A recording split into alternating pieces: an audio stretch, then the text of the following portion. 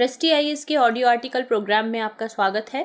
आज का हमारा आर्टिकल इंडियन एक्सप्रेस में प्रकाशित लेख कोविड-19 lockdown, how countries are dealing with the surge in domestic violence और द हिंदू में छपी खबर कोविड-19 lockdown, rise in domestic violence, police apathy NCW के सम्मिलित सारांश पर आधारित है।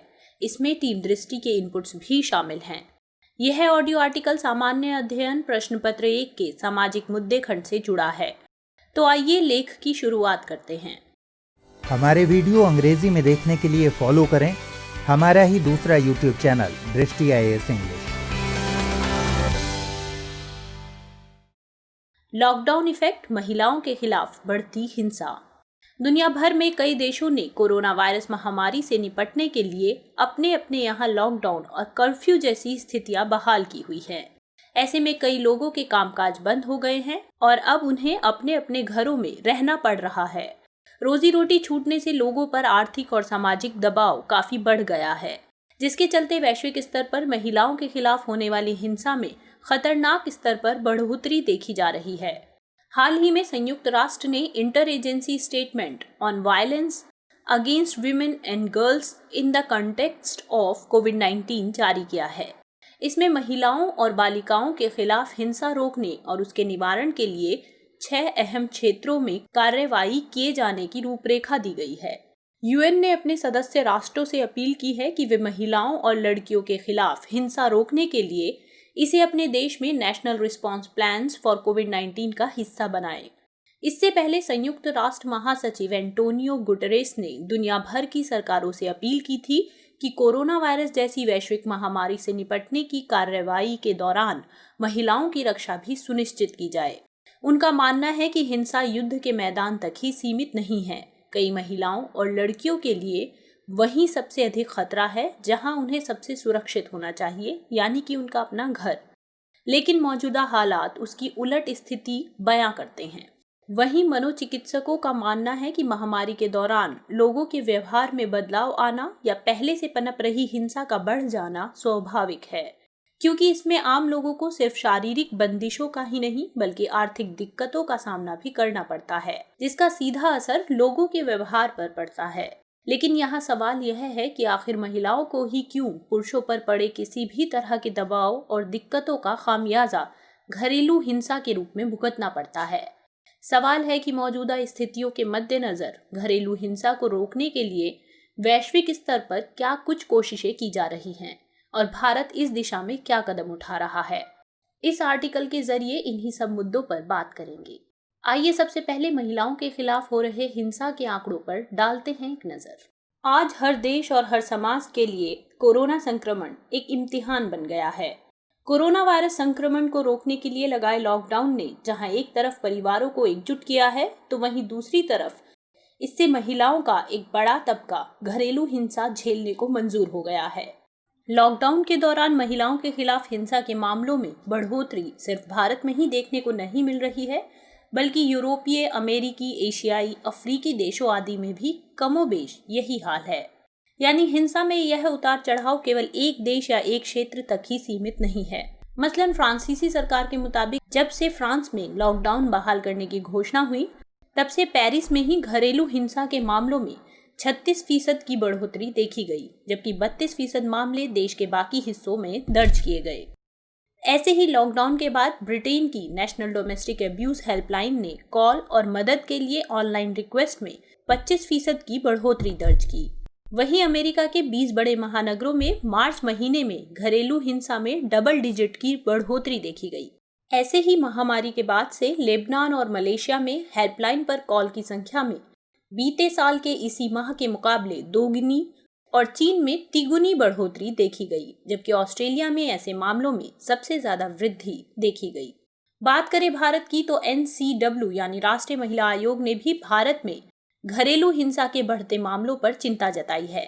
एनसीडब्ल्यू द्वारा प्रस्तुत आंकड़ों के मुताबिक जहां मार्च के पहले सप्ताह में महिलाओं के विरुद्ध होने वाली हिंसा के 116 मामले सामने आए थे, वहीं मार्च के अंतिम सप्ताह तक इन मामलों की संख्या बढ़कर 257 हो गई।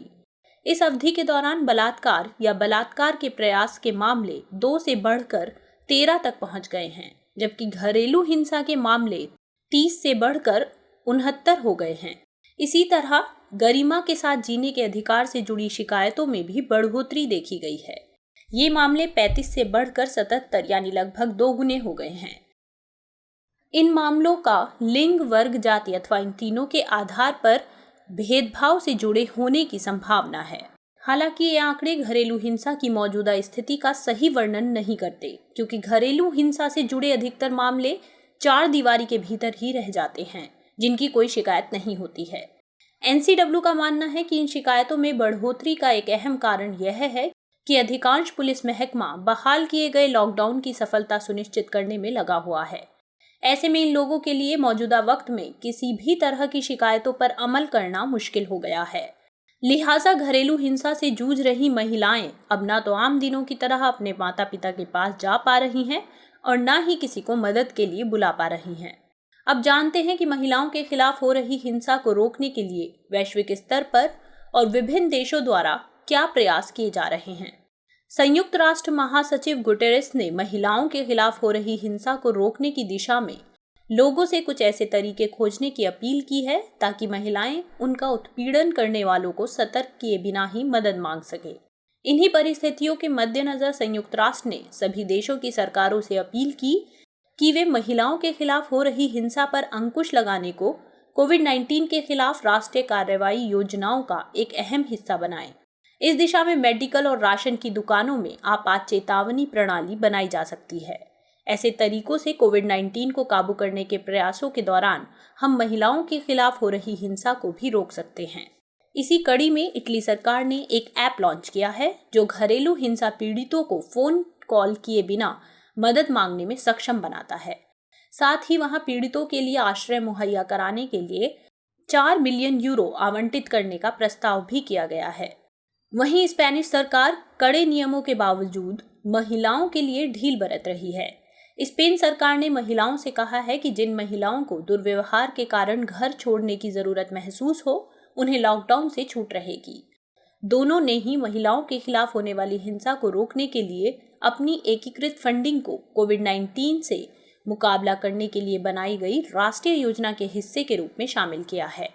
जबकि अर्जेंटीना में दुर्व्यवहार से पीड़ित महिलाओं को रिपोर्ट करने के लिए फार्मेसीज को सुरक्षित स्थान घोषित किया गया है।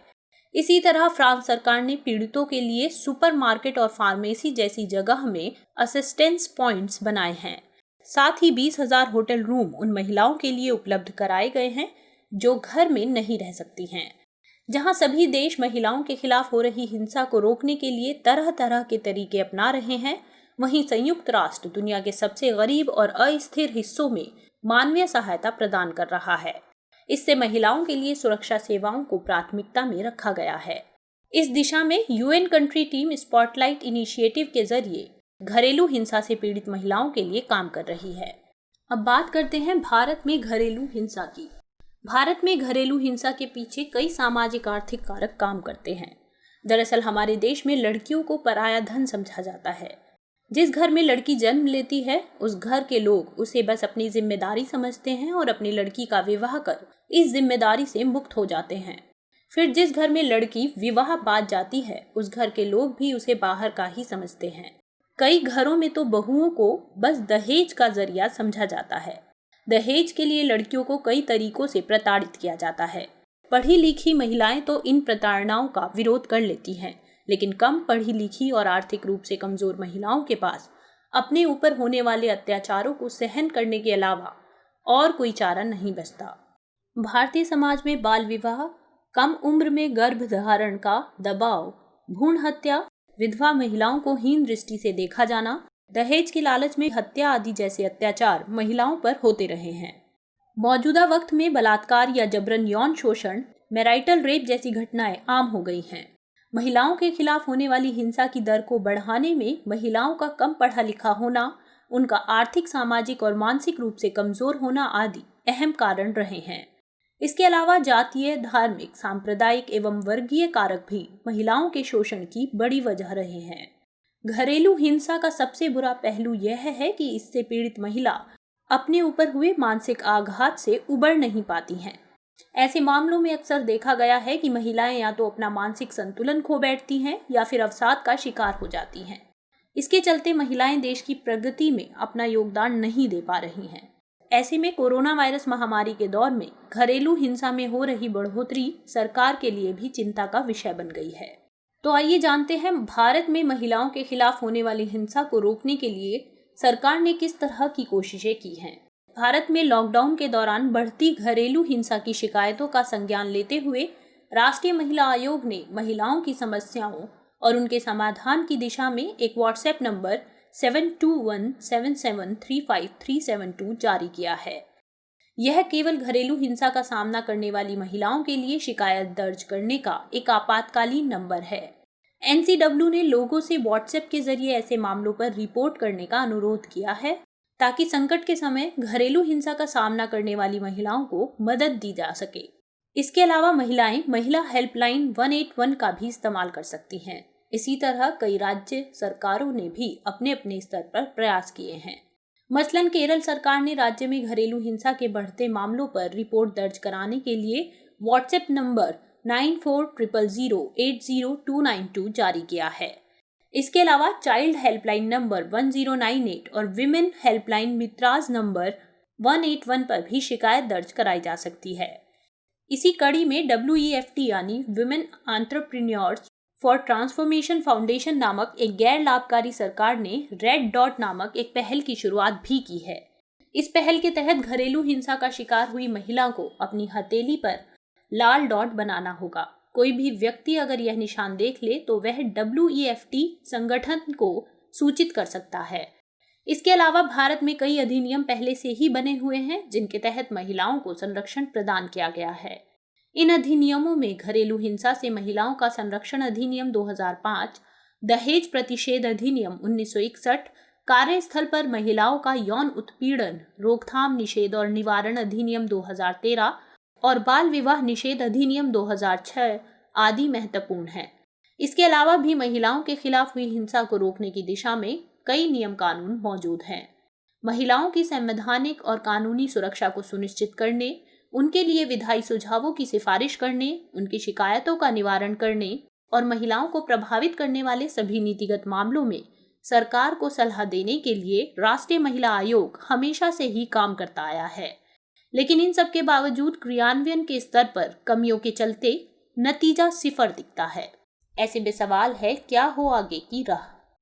दुनिया भर में फैली कोरोना महामारी का एक अहम और तकलीफदेह साइड इफेक्ट महिलाओं के खिलाफ हिंसा बनकर उभर रहा है। ऐसे में समाज और सिस्टम दोनों को साथ मिलकर काम करना होगा। इसके लिए देश के हर कोने में लोगों के मानसिक संतुलन और पीड़ितों की सुरक्षा के लिए एक सिस्टम तैयार करना होगा। साथ ही घरेलू हिंसा से पीड़ित महिलाओं के लिए परामर्श या काउंसलिंग सेवाएं एवं आश्रय गृह स्थापित किए जाने चाहिए। सामाजिक स्तर पर भी कई बदलावों की दरकार है। महिलाओं और लड़कियों की सुरक्षा के लिए पारिवारिक स्तर पर भी कोशिशें करनी होंगी। कोई भी महिला या लड़की बिना डरे अपने अधिकारों की रक्षा और अपने ऊपर हुए किसी भी तरह के अत्याचार का सामना तभी कर पाएगी जब वह आर्थिक रूप से सक्षम हो। लिहाजा यहाँ जरूरी हो जाता है कि सभी माता पिता अपनी लड़कियों को उस स्तर तक शिक्षित करें ताकि वे पढ़ लिख कर रोजगार पाने में सक्षम हो सके। जेंडर इक्वेलिटी के मायने तभी सार्थक हो पाएंगे जब समाज में पितृसत्तात्मक रवैयों को ज्यादा तवज्जो न देकर महिलाओं के अस्तित्व और उनके कामों को तवज्जो दी जाने लगेगी। इसके लिए महिलाओं के शिक्षण और प्रशिक्षण के स्तर को पुरुषों के बराबर लाना होगा ताकि हर एक क्षेत्र में महिलाएं अपनी भूमिका को बढ़ा सकें। हालांकि मौजूदा वक्त में परिस्थितियां बदल रही हैं और सामाजिक, आर्थिक, राजनीतिक एवं सांस्कृतिक बदलावों के चलते महिलाओं की स्थिति धीरे धीरे सुधर रही है, लेकिन उनकी स्थिति में अभी भी और सुधार आना बाकी है। तो आइए नोट करते हैं आज का सवाल। भारत में महिलाओं के खिलाफ बढ़ती हिंसा के कारण क्या हैं? सरकार द्वारा इसे रोकने के लिए क्या क्या प्रयास किए गए हैं?